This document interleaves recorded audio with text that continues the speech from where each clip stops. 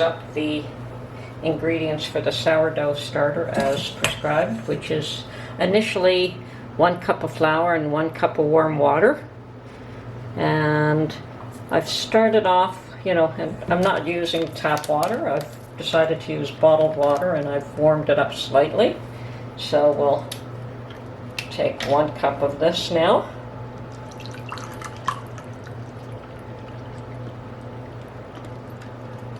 And put it in my mixing bowl. And I'll save this for tomorrow. Either that or open up a fresh bottle, doesn't matter. And take 1 cup of whole wheat flour as opposed to unbleached white. Tomorrow I will use the white flour if this is successful. So there's half a cup. And another half cup. That should do it. Mix this up.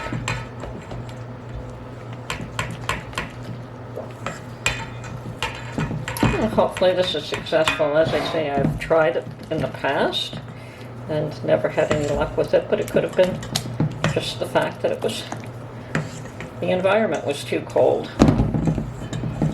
Okay. See if this makes any difference at all.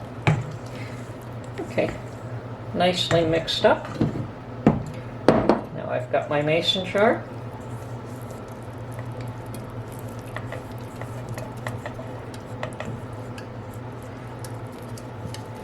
Just trying to keep things somewhat clean. That's why I'm using a mixing bowl. I'm a stickler for cleanliness.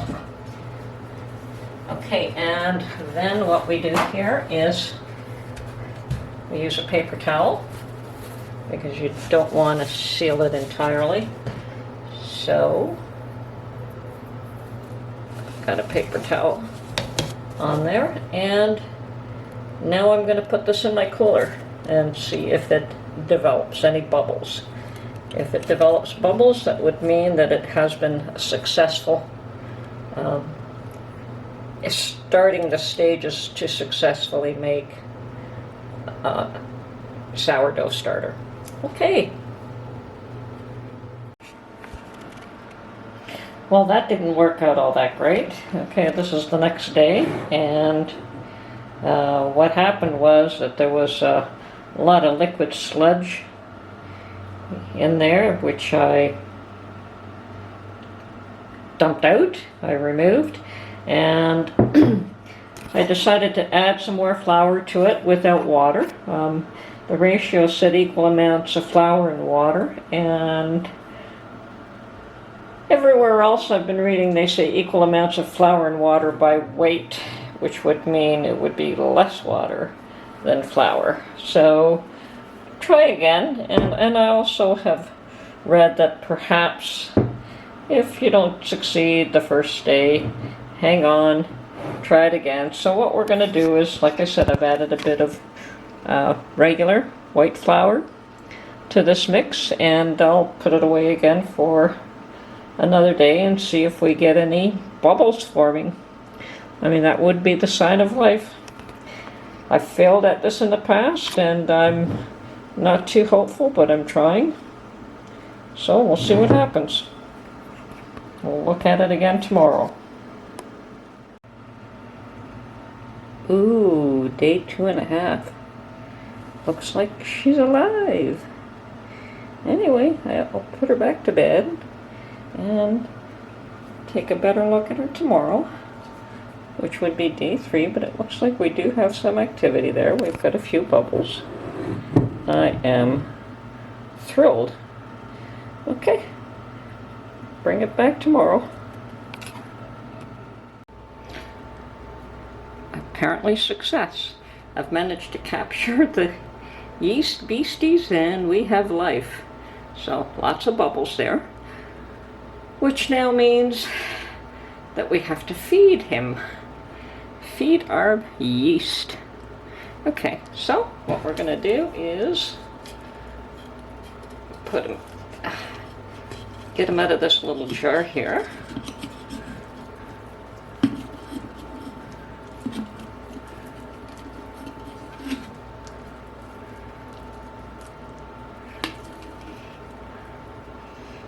Oh yes, I can smell that already.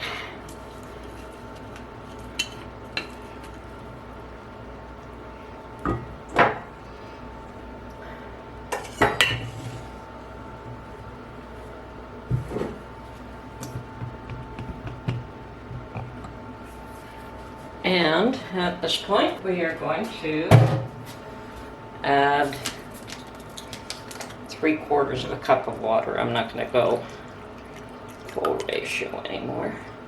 So approximately 3/4 cup of water and a full cup of white flour. So that's half a cup. And another half cup. Hooray! First time this experiment has worked for me. So now we're going to mix it all up. This would be day 3.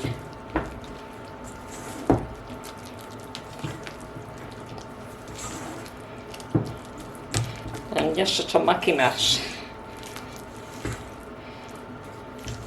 It's a dough that's a little lighter than any dough that you bake. Okay, I found this awesome container to provide a home for this yeast. I'm going to need something this size because I'm not going to discard. So, see what happens there. New experiment. So this is a fairly large container. I don't know. More than a gallon, about a gallon I would expect. And will that work? Fairly. Okay. Paper towels. Cover it up. And we have life. This means that I may actually be able to make sourdough bread at some point in the future.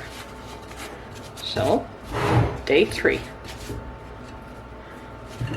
Now, after we fed this little guy, now we'll put him away for another day. Check on him again tomorrow. That's it for now. Okay, so it's still day 3, but way later in day 3, and as you can see, we've got tons of bubbles here. So I would consider this a success. I'm going to feed it for the next few days, and I think that's the end of the video. I would say that the recipe in the book was not great, but what it did do is focus on keeping the mixture warm, which is what I think allowed me to have a successful